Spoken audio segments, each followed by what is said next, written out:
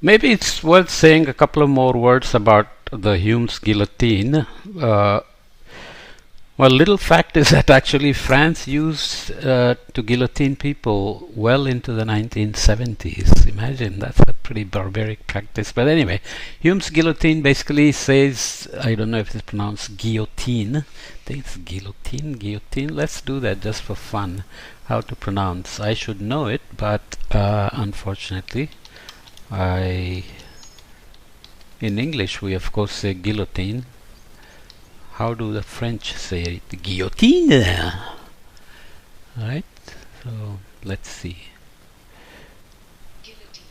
Guillotine in French. Let's say that's English. Sorry, I'm getting distracted. Yeah, in French it's guillotine. Yeah, and you know, I love the intonations. The French say guillotine. Guillotine, so the n gets a little stressed. So Hume's guillotine is basically something that states that values cannot be inferred from facts. This is a very nice statement because I mentioned science and its role in policy making. Scientists often argue that science is very objective, and that yet there is plenty of evidence that science actually gets done in a value system. So depending on where it's done, scientific findings tend to have a tinge of value framework in which it is done, which can and sometimes be an issue. And once science is done, how to use it, whether to actually let people be, like AI. Can now AI be released on society without any controls, or should AI be controlled somehow? So we are always debating these things, and Hume's guillotine is something we already talked about in the context of rolling hills and farmer and hunter and real estate developer. But think about it, that it's a fairly deep concept now, because it's much more about human computer interactions. It used to be about human machine interactions. Now it's about computer interactions, because now, without even knowing, we are using AI in everything, computers in everything. Your little cell phone is basically a computer, and it's much more powerful than the big machines of the 1960s and 70s. That's how much power there is in that chip, and so on and so forth. Okay, so that concept is very useful. Now let's come to the sciences of the complemental. The philosophical assumptions presented in chapter 5 portray traditional science and design science as different in their relation to values. Just to be sure, let's just read the title of chapter 5. Chapter 5 was Conceptual Frames for Risk, Resilience and Sustainable Development. So we made some discussed the philosophical assumptions of our world, development, sustainability and risk concepts, managing risk for sustainable development, and the concept of resilience. And we went further than the usual idea of perturbation and recovery to pre-perturbation functionality, and thought of resilience as the ability to stay on path to sustainable development despite the deviations by the various known and unknown risks. Okay, so that's what we always keep referring to when we say chapter 5. This difference is, however, neither unambiguous nor pitting the two against each other. Even if traditional science demands the pursuit of the unreachable vision of value neutrality in the production of knowledge about how the world is, its relevance can only be judged in relation to normative values. This relevance generally refers to the utility of the scientific knowledge for solving challenges for humankind, even if traditional science is often satisfied by simply assuming that the knowledge produced will be used at some point in the future. As I said before, science does leave many things on the shelf, and they do get picked up in some other context and get used with other science to produce things in the future. But relevance generally is not a consideration when you do fundamental research.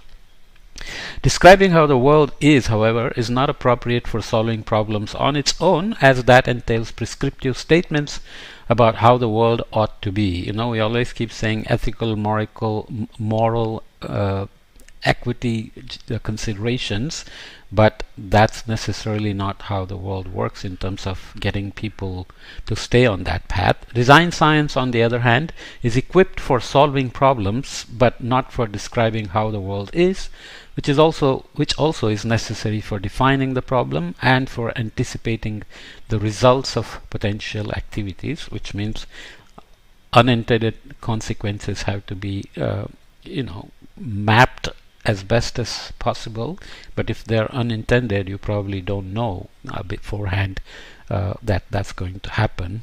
When cell phones came, for example, it's so convenient, especially for older people like me who lived even without a phone while growing up in a small town in India, then got the landline and then got TV, then got cell phones and so on.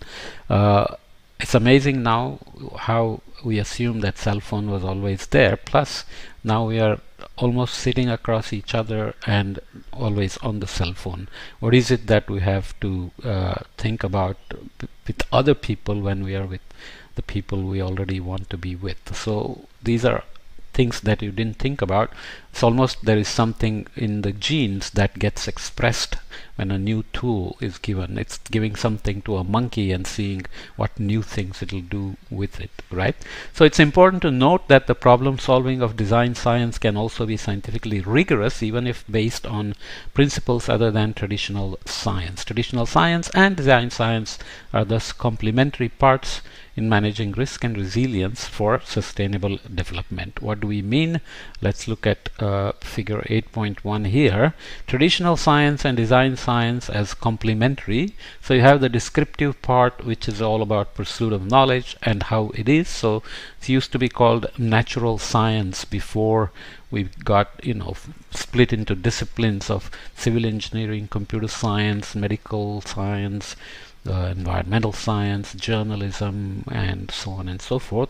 And we have a prescriptive part always about deciding the relevance of the topic while pursuing knowledge and deciding how it is versus how it ought to be is where prescriptive part comes in. So traditional science has focused on relevance of a topic, which makes you curious, then you pursue knowledge and describe how it is, whereas prescriptive science does start with the same point of relevance of topic, but then it goes after how it ought to be. Life has to be better, life has to be more convenient, we need more energy, we need better clothes and healthcare and so on and so forth, and together we need to head to problem solving, but in between we have to have values and ethics and morality added somehow. So traditional science and design science are here seen as complementary, and that's what we mean by sciences of the complemental. Building on Rasmussen, which we have referred to many times, on functional hierarchy, Bremer suggests that every artifact has purpose, function, and form, which we discussed before. The purpose answers the question why the artifact exists, the function what it must do to meet that purpose, and form how it describes, or form takes care of how the function is fulfilled in the real world. The purpose is, in other words, the highest level of abstraction, while the form is the most concrete. You start with describing what the function should be of, like Steve Jobs or people like that used to do. Science fiction writers like Arthur Clarke did that as well, saying what the world will be in the future. So they were describing functions and sometimes purpose and form, but form is where the rubber hits the road. So that's where it works or doesn't work, right? So that's something important. So highest level of abstraction purpose is, in other words, the highest level of abstraction. You are describing something that needs to be accomplished, while the form is the most concrete, just as presented when operationalizing resilience in chapter 6. As an artifact is evaluated on the relationships between its purpose, intended character, and its actual character, evaluation means assessing how well the form fulfills the required functions to meet the purpose when utilized.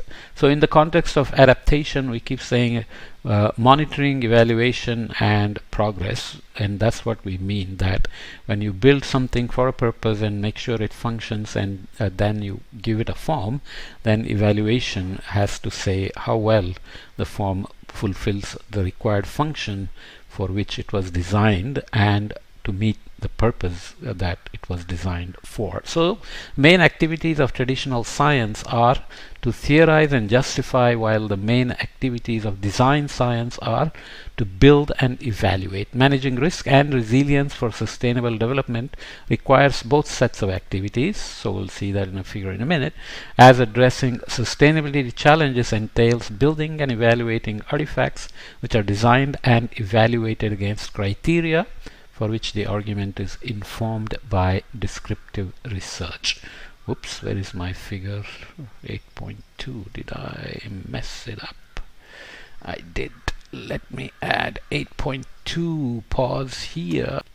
Okay, so sometimes you are not careful enough. This is a lot of work, and I keep doing it part-time whenever I have time, so sometimes I miss things. Sorry. Okay, so figure 8.2, the main activities of traditional science and design science, almost a teleological construction here versus just observing things as they are. So here in traditional science we theorize and justify, and in design science we build and we evaluate and have the cycle, and they have to talk to each other, of course, to create purpose, function, and form. And in science, natural science, we typically say we collect data, which means we are observing how things are, and then we begin to think about what the purpose is. So we begin to hypothesize what is happening in, or what we can conclude from the data. And if we have a hypothesis about what something is doing, then we collect more data to test the hypothesis, and if the hypothesis is confirmed, then we make it a theory. That's what we call theorizing, and then we have to justify the theory. So as we said before, science doesn't really prove anything, it just hypothesizes, provides you a theory. You have to keep collecting more data to see if the theory is valid in different situations, and when you find data that find some data that theory is not valid, then you have to figure out what is missing. It's like astrophysics, Einstein proposed many things, and you have to keep finding evidence for relativity and gravity and space and time and so on, gravity waves, Big Bang, and so on and so forth. That all came out of these relativity ideas. Then when you don't find confirming evidence, you have to keep looking. So lab work is done for Higgs boson and gravity waves and so on, and then you keep looking out or send out satellites out into space to seek evidence for all those things. So we are not always strictly split between traditional science and design science. They are always working together, but the way we get trained, some people do remain in traditional science, and some people get trained as engineers, let's say, in design science. And if, as we said before, once something is designed for a function, the form has to be then tested to see if it is meeting the purpose, and that's where the complementarity comes in. Okay, so let's leave it here and come back and continue this discussion on science and change.